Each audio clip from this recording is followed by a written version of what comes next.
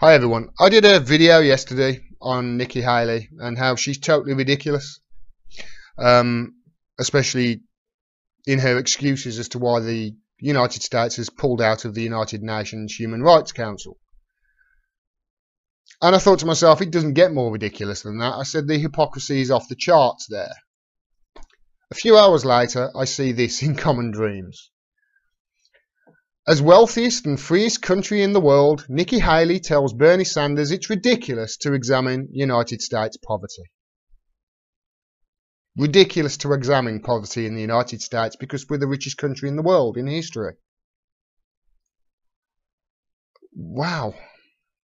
The article says, responding to Senator Sanders' call for the Trump administration to take immediate action to address extreme poverty in the United States after a UN report found that tens of millions of Americans are suffering, quote, massive levels of deprivation, US Ambassador to the United Nations Nikki Haley declared in a letter to Sanders on Thursday that it is, quote, patently ridiculous for the UN to even examine poverty in America because it is the wealthiest and freest country in the world. On a different planet these people are.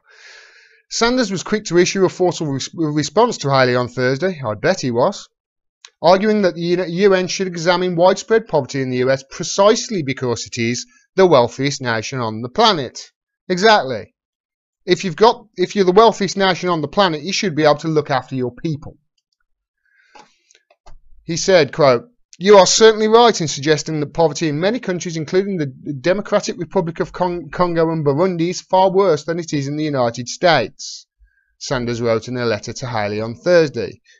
But what is important to note about poverty in America is that it takes place in the richest country in the history of the world and at a time when the wealth and income inequality is worse than at any time since the 1920s. It's actually worse at any time since the Gilded Age, I believe. The senator continued, as I'm sure you know, in America today, despite low unemployment, some 40 million people still live in poverty. More than 30 million have no health insurance. Over half of older workers have no retirement savings. 140 million Americans are struggling to pay basic living expenses. 40% of Americans cannot afford a $400 emergency. And millions of Americans are leaving school deeply in debt. I hope you will agree that in a nation in which the top 3 people own more wealth than the bottom half, we can and must do much better than that. No kidding. 3 people have more money than the bottom 50% of all people in America. That's about 175 million people. Three people have more than 175 million. Wow. The scathing United Nations report that Haley denounced in a letter to Sanders as misleading and politically motivated. There's nothing misleading about that. Those are facts. The scathing United Nations report that Haley denounced in a letter to Sanders as misleading and politically motivated found that more than 18 million Americans are living in, quote, extreme poverty, and that the Trump administration's attacks on the remnants of America's social safety net are going to make this crisis worse. Of course it is. In his response letter to Haley on Thursday, Sanders concluded, as it happens, I personally believe that it is totally appropriate for the United Nations Special Rapporteur to focus on poverty in the United States. Here's a report from CNBC just backing up one of the things that Bernie claims there. It's factual. Federal survey shows 40% of adults still can't cover a $400 emergency expense. It's worse than that, though, if you actually go up to $1,000, as this article in the Huffington Post. This is from this year as well, as this article in the Huffington Post says. Most Americans can't afford a minor emergency. Just 39% of Americans have enough money in savings to cover an unexpected $1,000 bill. So if their car breaks down, or their washing machine breaks down, or their roof leaks and they need to get a plumber in, or they get termites and they have to get termites into their house, only 39% would be able to afford it if it was $1,000. That's over 60% of Americans, 6 of every 10 Americans, wouldn't be able to afford that.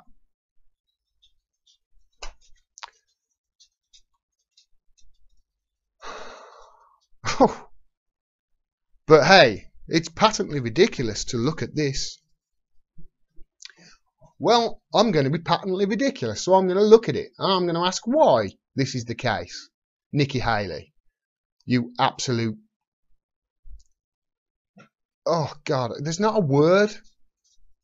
I'm trying to think of a word to describe her. Ridiculous doesn't even come close. Detached. I think I would have to make up a new word to describe Nikki Haley.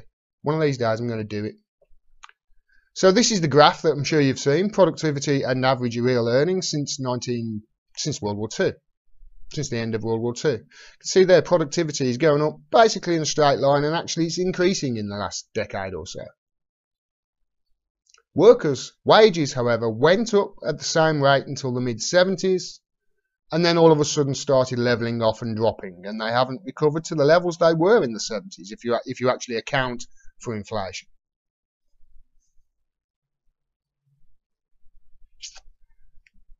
That's why you've got the wealth inequality in the United States. Right there. That's it. You're not paying the workers enough money. There's another graph that explains it as well. That just shows how simple it is for people like Nikki Haley who are living in their own bubble. Or they're either living in their own bubble or they're actively lying to the public. So they either know what I'm talking about here and are lying, or they're in their own bubble and don't really give a crap about it. But this is household debt versus personal savings in the US. Just look at that. This is 1982 it starts. Average household had personal savings of around 12% of their, I assume that's yearly income. It doesn't actually say on the graph, personal savings rate. So about 12% of your yearly income. That was in 1982. Now, it's less than 2%. Whereas in debt, on the other hand, was less than 2% in 1982. Now, it's over 12%. That's where the transfer in wealth has gone. It's gone to debt. This is what's keeping the American economy alive, along with the military-industrial complex. Just think of how backward it is that when America goes and bombs another country, the share prices go up for Raytheon, Boeing, Halliburton, those sort of companies who profit from death and destruction. This is from USA Today. Americans are living beyond their means, no kidding. The average American household carries $137,000 in debt, according to the Federal Reserve's latest numbers. Yet the US Census Bureau puts that the median household income was just $59,000 last year, suggesting many Americans are living beyond their means. No kidding.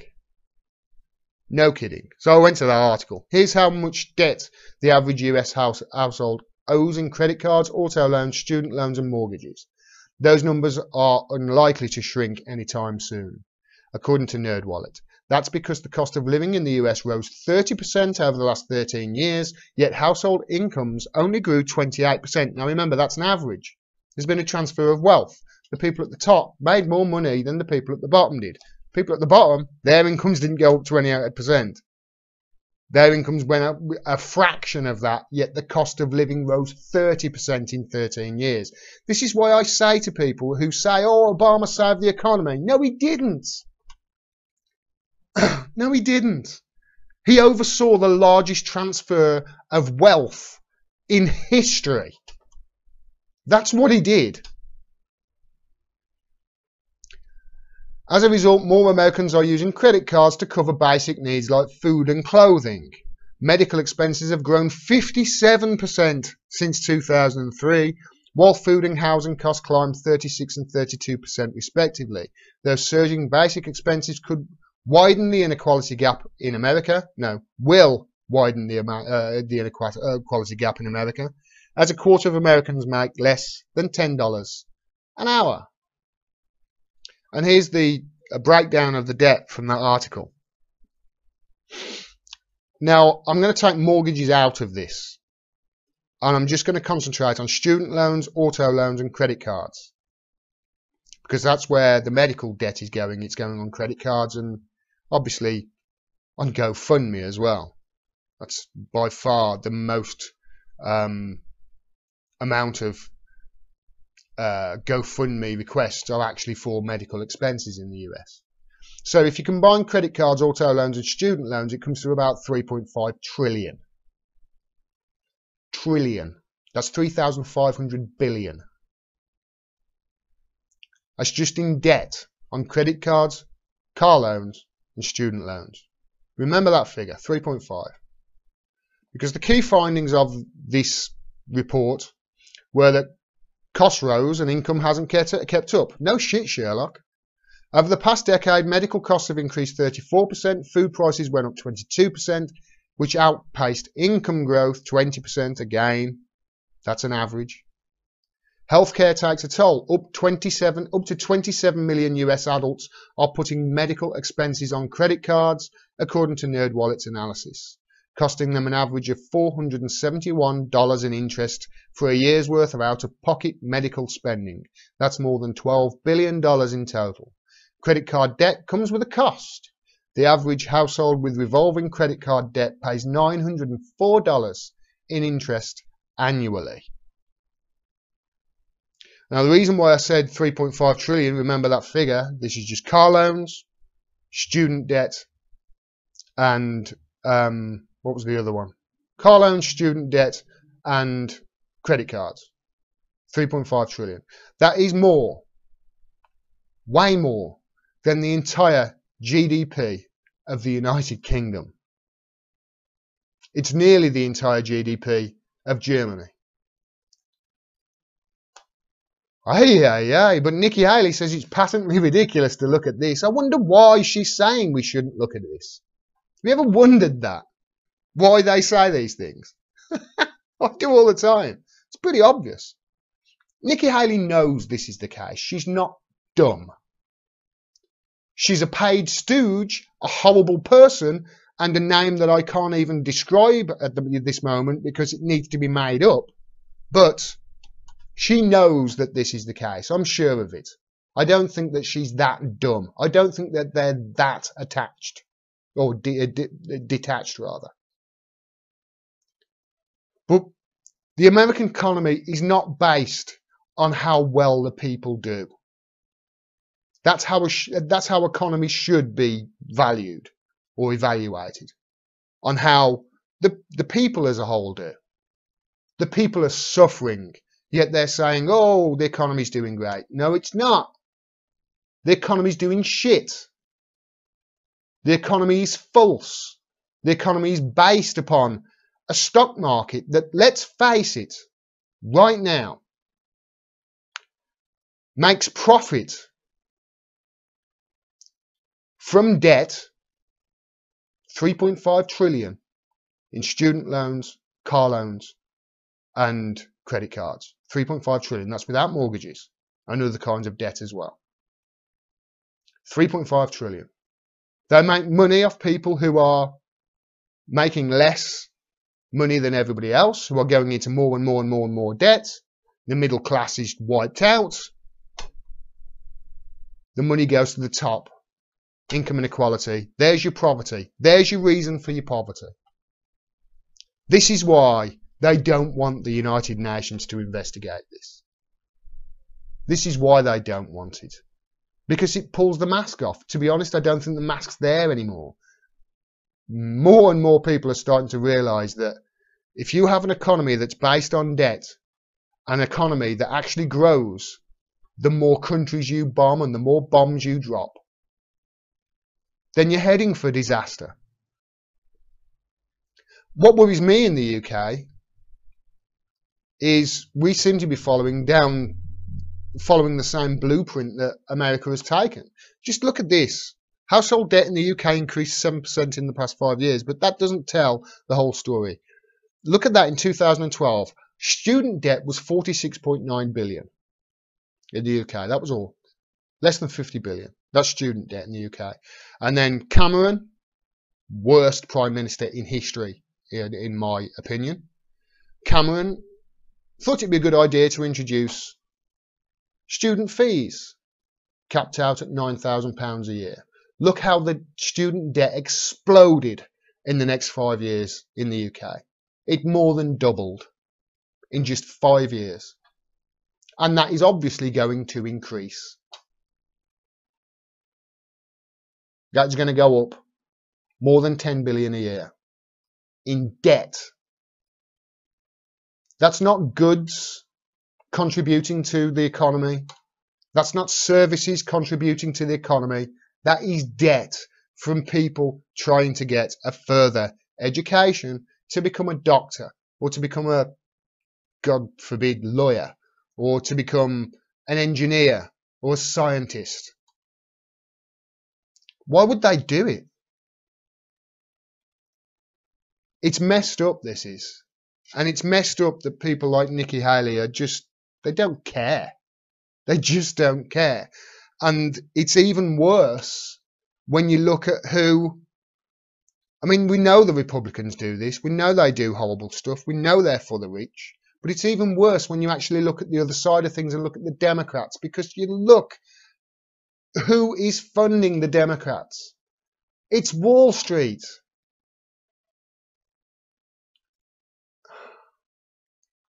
There's no way out of this at the moment. There's no way out. You take your choice between either of them, and they're not going to handle this. The debt is going to spiral out of control. And here's the thing that all of these people, Nikki Haley included, need to remember. Whenever there has been a wealth inequality like this in a country, especially in an imperial empire like America is, whenever the income inequality has gone to this stage, there has been a revolution and that empire has fallen. I really hope it happens again. I really do. I really hope the people can start rising up and talking about this more, and actually electing officials who will talk about this more. Officials like Bernie Sanders, and get involved in politics. And start voting for policies instead of party. Because if they don't, this is going to continue. And we are going to end up in a fucking global mess of unimaginable proportions. If you enjoyed this video and you want to see more, please subscribe, and please click the bell down there so you get a notification of when I drop further videos. Otherwise, YouTube will hide the video from you. Yes, they have admitted that they do that. Also, we're facing an absolute onslaught in independent media from the establishment at the moment, including YouTube. I don't make any money from YouTube whatsoever. I rely totally on the audience for me to continue doing this. So if you can afford to send me $2, $3, $5, whatever it is that you can afford through Patreon, again, the link is down there, I will be eternally grateful, and it'll allow me to keep giving you the truth and cut through the propaganda and the BS that we get from the corporate and establishment media. If you can't afford to do it, please share the video as wide as you can. Talk to your friends and family about the issues that I and other channels on YouTube who are independent raise. Thanks very much for your support. We have to fight back against this. Till next time, peace and take care.